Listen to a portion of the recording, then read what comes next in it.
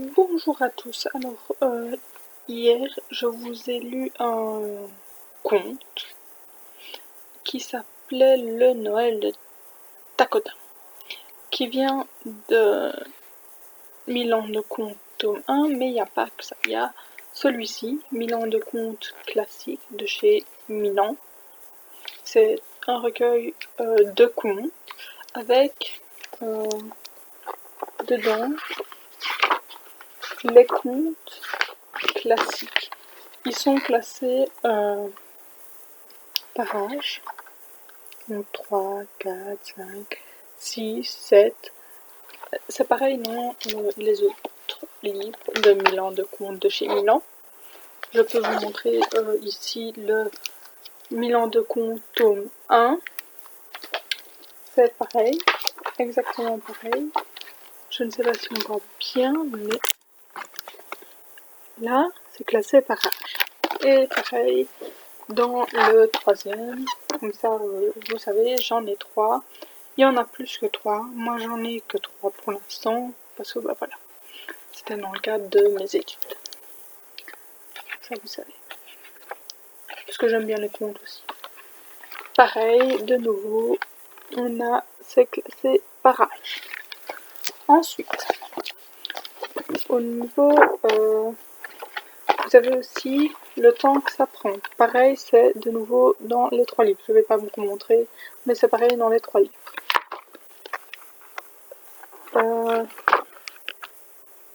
Par ordre d'apparition, c'est de nouveau pareil dans les 3 livres.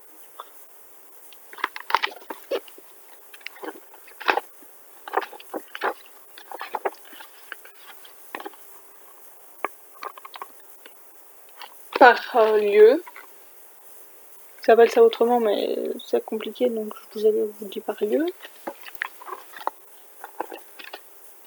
Et ensuite, vous avez les contes. Vous avez chaque fois, ils sont classés aussi par qui est l'auteur des contes. Ici, c'est Perrault. On a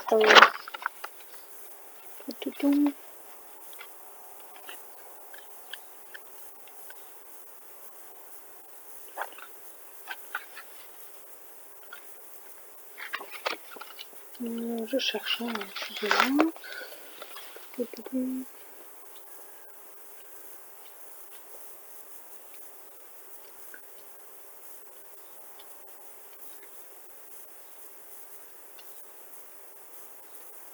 Et nous avons Grimm et on a aussi Andersen.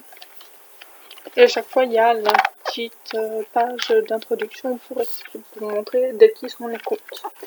Du moins dans celui-ci. Dans les autres, je sais pas. On regardera après. Vous avez aussi des petits pictogrammes ici.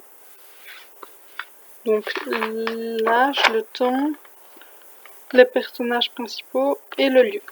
Vous les retrouvez, ces petits pictogrammes. Nous allons prendre un conte. Nous allons prendre La princesse au petit pois, qui est à la page 213. Que voici La princesse et le petit pois. Et vous pouvez voir ici sur le côté de la page les petits pictogrammes. Donc c'est à partir de 4 ans. En niveau lecture, c'est 2 minutes. Les personnages principaux, prince, princesse, reine, et ça se passe dans un château. Voilà. Donc ça, c'était pour le Milan. Je vous lirai le conte, la princesse au petit pois, juste après la présentation des 2 autres tomes que j'ai. Donc ça, les pictos, on les retrouve aussi dans les 2 autres livres. Nous allons voir si ils ont classé ça par... comment ils ont classé ça? Alors ici, comment ont-ils classé les contes? Ah, ben ils ont mis ici par exemple des monts et merveilles comme catégorie.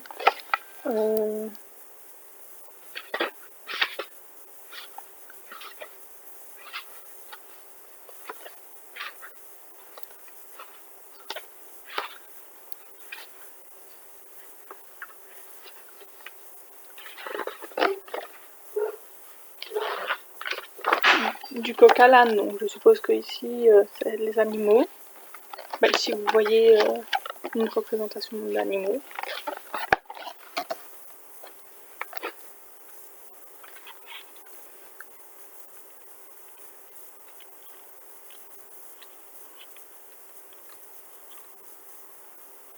Hop. Il y a Histoire à croquer, et à mon avis c'est pareil dans le tome, dans le premier tome, parce que ici c'est le tome 2.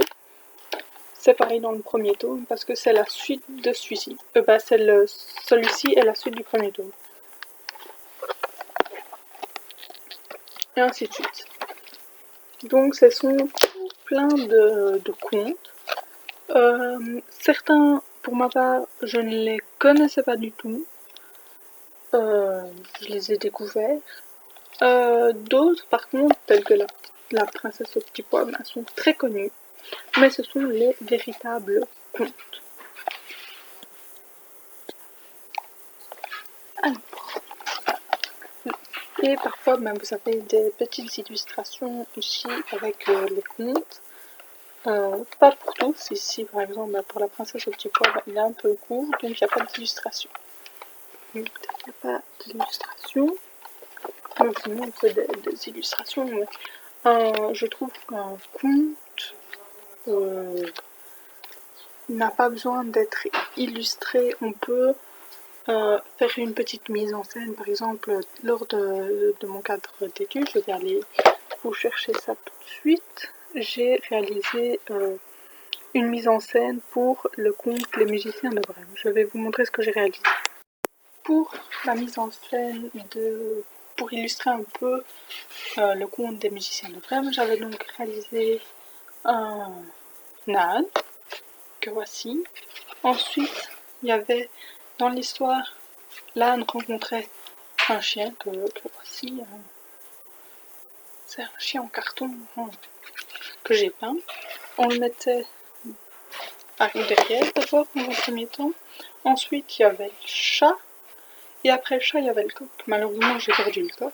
Et il y avait dans l'histoire une petite maison. Donc ça, j'avais une petite maison. Et deux brigands, que j'ai pas le nom là non plus. Ce sont des Barbie hommes, style Ken, etc. Que j'ai déguisés en brigand. Et à la fin, je devais les faire se mettre les uns dessus. Donc les musiciens de Brême, c'est l'image principale que vous retrouverez quand vous cherchez les musiciens de Brême, c'est les animaux empilés les uns sur les autres. Et donc moi j'ai fait ceci pour le mettre en scène. Voilà. Pour illustrer le conte sans avoir réellement d'image. Ce qui est beaucoup plus pratique, qui est manipulable aussi pour les enfants parce que c'est du matériel adapté. Moi j'avais mis des velcro pour que les enfants ensuite puissent refaire le conte ou eux-mêmes jouent le conte pendant que moi je le lisais. Voilà. Donc je vais vous lire ici sans malheureusement mise en scène parce que je n'en ai plus. La princesse au petit pois. Donc je reprends mon livre parce que je ne les malheureusement les connais pas par cœur. Ouais. C'est un peu dingue de les connaître par cœur. Un jour je finirai par les connaître par cœur. Je les lis. Mais pas encore. La princesse au petit pois. Il était une fois un prince qui voulait prendre pour épouse une princesse. Une véritable princesse. Il parcourut dans le monde pour en trouver une. Des princesses, il n'en manquait pas. Mais le prince n'était jamais convaincu. Comment s'assurer qu'il s'agissait de véritables princesses? Il leur trouvait toujours quelque chose qui ne lui plaisait pas. Il revint donc de son voyage seul.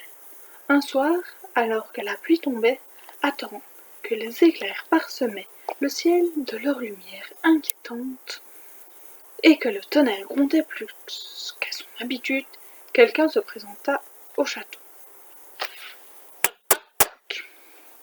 Le roi se hâta d'ouvrir. C'était une princesse, mais elle ne se ressemblait à rien. Elle était trempée de la tête aux pieds, ce qui lui donnait un air misérable. Cependant, elle l'assura. C'était une princesse, une véritable princesse. La reine. Nous le saurons, bientôt. Elle s'empressa d'aller dans la chambre à coucher de la jeune fille. Elle retira tous les draps du lit où elle posa un petit poids. Ensuite, elle empila sur le poids 20 matelas, qu'elle recouvrit encore de 20 couvertures épaisses. Le lendemain, lorsqu'on demanda à la jeune fille si elle avait bien dormi, elle répondit « Fort mal, je n'ai pas pu fermer l'œil de la nuit. Il y avait quelque chose dans mon lit, un vrai supplice. J'ai le corps meurtri. » À ces mots, on déclara que c'était une vraie princesse, car personne d'autre n'aurait pu sentir sous 20 matelas et 20 couvertures épaisses un petit poids. Le prince, enfin assuré d'avoir trouvé une vraie princesse, l'épousa, et le petit pois fut exposé dans un musée, où il doit encore se trouver s'il n'a pas été volé. Cela est une histoire vraie. Vrai, ça je ne sais pas, hein, parce que ce sont des contes pour enfants. La véracité n'est pas prouvée. Donc voilà, si vous voulez investir dans ces livres, qui sont super bien faits et très pratiques, je vais vous mettre les différents liens pour les acheter, etc. En dessous de cette vidéo. Voilà, ce sont des super beaux contes. Moi j'adore.